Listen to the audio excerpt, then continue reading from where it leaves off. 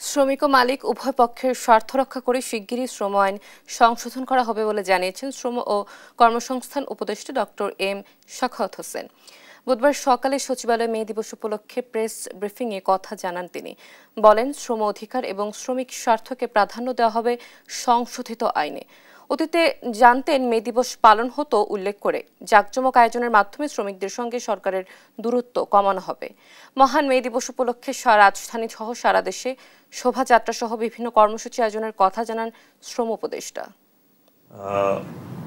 মে দিবস আমরা এর আগে দেখেছি সরকারের তরফ থেকে যেন তেন একটা হতো, আর বাকি আমাদের লেফটিস্ট পার্টিগুলো যারা আছে তারাই এটাকে খুব বেশি বড় করে দেখানো হতো। তার শ্রমিকদের সাথে যে সম্পৃক্ততা, সরকারের শ্রমিকদের সাথে মালিকদের যে সম্পৃক্ততা, সেখানে বেশ গ্যাপ ছিল, এখনো আছে, বলবো না যে দূর হয়ে গেছে। এই গ্যাপটা এবং দূরত্বটা আমরা এই পিরিয়ডটাতে কমাতে যাচ্ছি।